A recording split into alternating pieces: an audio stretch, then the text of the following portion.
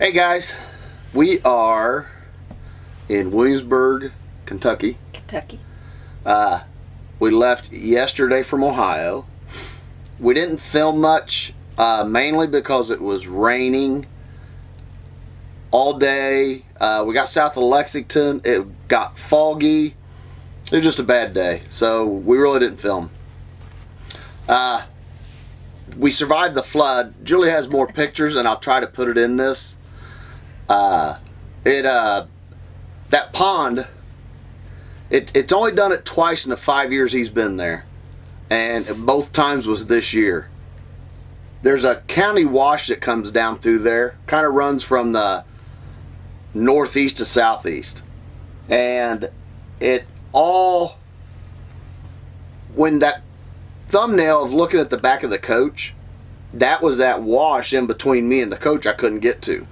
The rain coming, the water coming under the coach and down that got the kayak was where his pond overflowed from a field just east of him. Had no idea it was going to do that. It didn't do anything to the coach. I had a bunch of debris under my jacks I had to get out, but it just took that one kayak about a half mile. The kayak that I haven't been able to use yet. Yeah, brand new. It's got a couple of battle wounds now. It went west, then it got into that county wash that was moving really fast, and then it shot to the southeast, and where my buddy's property is, to the property line, there's a dam right there, and it goes down in it, and then it's almost a creek at that point going. Well, thankfully, when it went up and over that little cement dam, I don't think it's a dam, but it's what it looks like. When it went over that, it must have got all kind of cattywampus, and it must have spun into a tree, and that tree was holding it. So it didn't go nowhere. And once it stopped raining, my son and Amy that lives there, his wife, they have a side-by-side Ranger, and they started and ran that wash all the way down. They found it. He pulled it up a little bit, come back, got me. We went back. We got it strapped on the Ranger and brought it back. It's got a couple scratches on it, but just memories. Battle wounds. Old battle wounds. But like I said in the previous video, the house is sold, the car is sold, the fifth wheel sold, the shed at the fifth wheel sold, the refrigerator sold. The only thing that is not sold is that deck. Yeah. But and I thought that would sell pretty fast, because I mean it's a nice deck. We had it built. A guy come out and built it for us. The owner of the campground, Parker and Gloria, super nice people. He said, don't worry about it. Just, he has nobody that wants that lot we was in, because my buddy Andy was right next to us. It's empty too. He said, don't worry about it. You'll probably have better time in the spring to sell it when people start getting back out here. You're in my way. And Gus. And they said it'd probably be a selling point. Somebody comes in and they can just back right up and have a deck, so they can pay me for the deck. But I'm not worried about it. Everything else is done. I'm probably about 30,000 pounds over gross in this coach. Not 30, 25. Maybe. But actually, I say that, but we still have room in the basement of this coach on this side. I mean, by no means is it full, but we think it is. But it's not. When we get down to Three Lakes, we're gonna empty everything out and get it out on the ground and look at it and then put it together. Because what we was doing was putting things in as we was bringing it to the coach, and then those last 2 days, it was like, if it fits, it ships. We'll go through it later. It was a mad rush. Yeah, it was. Because I have a red cargo trailer that I've had. I bought it brand new in '92. Well, my son has it. And when we did the last rush out of the house, everything went in that. And then we got it to his house, where I had a 12 by 16 shed at my house, and we had it moved to his house. So then it was taking stuff from that went in the shed, that went into the motorhome, and that went to our storage unit. So everything got separated, and when we brought all that in here, is like, what are we going to do with it? We got it organized somewhat. Somewhat. It'll go down the road and nothing's falling on us. That's a good thing. That's a good thing. But And we have stuff though that we're taking to the kids in Florida. And our friends Tom and Terry. And our friends. We're meeting in Maggie Valley on Friday. We have a bunch of stuff. You know, Julie sold Longaberger baskets, still does. For how many years? Lots of years, 20-ish. Yeah, and she.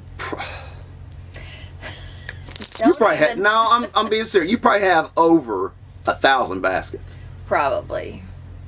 And some of them, like this one that this tripod is sitting on, it's a laundry basket. That thing's probably 3 foot tall. It's a hamper. A hamper, yeah. I mean, I'll have to show you later, but a lot of small baskets, but she had a lot of big baskets, and trying to send them all in the directions of the kids and the grandkids, all of them she wanted them to go to, because they mean something to her. You know, Well, she's collected them all these years. But this is what I did, and it's part of what took us so long to get it downsized. We took totes.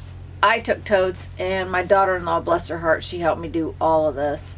And we separated totes and filled them with Longaberger baskets and pottery for each one of the grandkids. And that includes the new one. So if we have more grandkids, she has most of my baskets. We'll just have to buy another tote, and we'll put some more in there for her. Or him, or whatever. But anyway, so if something happens and the grandkids get growing up, they're all in plastic totes, and they have their names on them, and there's one for each one of them. The boys, the little boys, Tucker and Tate, they are loving playing with them, so they put their cars in them and tote them around, and it's something that I didn't want to give up completely. Wanted to make sure that our kids had them. But I know somebody said that we've done our kids a huge favor by downsizing now. I've heard that by a lot of people. A lot of people. Yes. And that makes it a little easier. But you know, we had a lot invested in 35 years. 35 years. And now Yes. it's all in 38 feet. And a 5x10 storage shed. Yeah. Which Yes. we'll go through in the spring. And I'm sure we'll get that down a little more too. I would actually like to get rid of it, but I don't see how we could get rid of it. Because we kept things. You know, I've said this before. Obviously, we're not going to do this all of our life. I would hope to do this till the day they put me in the ground. But in reality, you know, my gosh, you could get sick in a year from now and have to stop. I hope and pray that doesn't happen. But we did keep some things that if we have to go in a 55 and over down in Florida, wherever we go, that we don't have to buy all new dishes, all new silverware, all this stuff we don't have to buy again. The only thing we really have to buy would be some furniture. Yeah. So, I mean, because, you know, we gave it all away. So, I don't know. It was hard. The downsizing was hard. A buddy of mine, Andy, you've seen him in a lot of our videos where we travel with him. They did it the right way. They decided they was going to do it, and it was gone. And they sent stuff to auction, and they emptied out really, really fast. And they don't have a storage shed. They have their motorhome, and that's it. That's it. That's it. They did it the right way, but we couldn't figure out how to do it. You know, we have Well, they got rid of a lot more stuff than we would have. You know, they have Right. one tote of pictures. We have 20. that's probably not overboard either. And, I do think and, I'm going to get one of those little scanner things and see if I can't scan in all the pictures. well, VHS. Oh my We goodness. have videos of the kids at birth. Yeah. Mitch and Mike, we got it right when they was born. So and they're 30, getting ready to turn 31. So obviously videos went out late 90s, early 2000s. We quit using it, but you know, we bought the big honking video camera and we videoed everything. And I was always gone trucking, so Julie'd film during the week. I'd come home, see how their week went, and we have all these videos. And I mean, you don't want to throw them away. I don't, anyways. But Gus. we're gonna have to switching gears here. Yeah. Sorry. We're gonna have to replace our hot water heater. I have tried everything. I've replaced everything except the board and the gas valve. And I don't think it's the gas valve. I think it's the board, because when you put it on gas and it lights, it's not recognizing the flame. Well, that little striker thing with the little sensor and everything on it, I've replaced it twice. Yeah. I've blowed it out, I've cleaned it, I've done everything, and it won't get on and stay on. The only saving grace is, like this, we're at a Walmart in Williamsburg, Kentucky, is I can start my generator and turn it on electric, and in about 30 minutes, we have hot enough water to take a shower. Yeah, which is what we did this morning. I don't want to do that all the time, so we're going to end up replacing it, and I've looked at the hot water heater that's in it is a Suburban, and I can get them for about $3 to $3.30 shipped, or an Instahot, or on demand. It's called on demand. I can get for about $500, and I think we're probably going to do the on demand. If anybody has any experience with them, man, let us know. Comment below. But please, I'm a little skittish about that. I just want something that's going to be dependable more than anything. So. Gus, but we are. Grown. Gus is grown. Gus is grown. Gus is grown. He's a grumpy little guy. He's 7 pounds. We didn't expect him to get that big, but you know. He's good it's though. Okay, he's a good dog. The only thing we have to do with him, if we're in this coach for 7 days with him, he will not chew one thing besides his toy. If we walk out that door and leave him out, he will search and find something. It's usually hers. And usually destroy it's paper. It's usually paper, and he destroys it. So he still has to go in a kennel, but he doesn't mind going in a kennel. He opens the door and throws his little Kong with peanut butter in there, and he runs in there. Don't you? He's ready to go to bed by 10 o'clock at night. He starts running down the hallway wanting to go to bed. But bites my toes. Yeah. Come on, Mom, it's time to go to bed. Him and Willie get along good.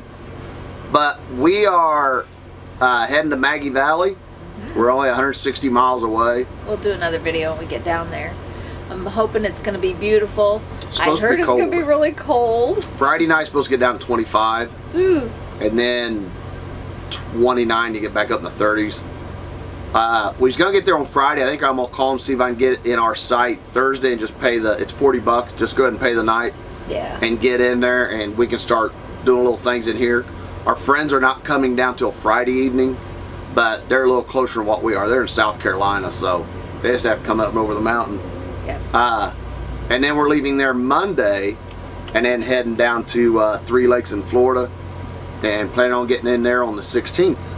And then the 17th, I'm leaving with my daughter-in-law to go see my granddaughter's band competition. They qualified for state, so I'm really excited about that.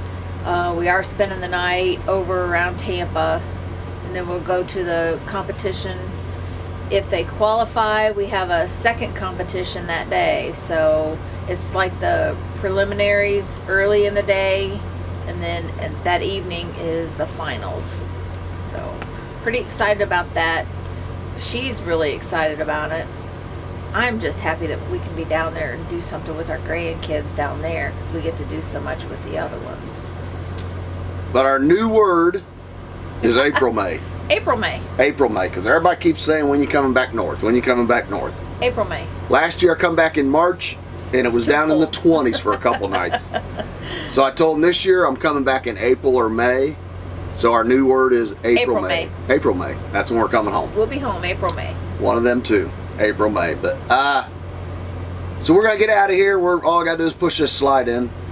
We're clear over on the edge of this Walmart. It's at Williamsburg, Kentucky, off of 75, exit 11. It's quiet. It was pretty quiet. They do allow trucks in here. Island trucks don't bother us. I know some people probably have a problem with it, but I've done it all for 30 years, so it doesn't bother me to listen to them. I slept really good last night. But it is right next to a Pilot truck stop. There's a bunch of places around here within walking distance that you can walk and get something to eat. But we are gonna get out of here and don't you growl at me, and start heading south. There's on freecampsites.net there's a place not far from Maggie Valley National Forest that we may try to get in tonight. I'll probably end up unhooking the truck. That hurt. And scouting it out first. National Forests are usually really tight, and this is really big, so we'll see how it goes. But we're gonna get out of here, Head south. Yeah. No more north. You all right, buddy? That's right. And we're going to get out of here. Thanks for watching. Yep. Subscribe, like, comment. Instagram. Facebook. And we don't really do Facebook. Sucks, people. I'm sorry. Some people have luck with it. I've said this before. Facebook to me is a horrible platform. They want you to pay to promote your page. If you have 100 followers, only 30% of them see all the stuff all the time. The rest don't. They have to go. Blah blah blah. I just so I don't do a whole lot on it. Not that I won't in the future, but Instagram I do almost every day on Instagram. And if I have it, maybe twice a day if I have stuff, but we'll see. Yeah. Anyways, Instagram, RJ's Adventures. So hey, we'll see you guys later. Thanks for watching. Bye.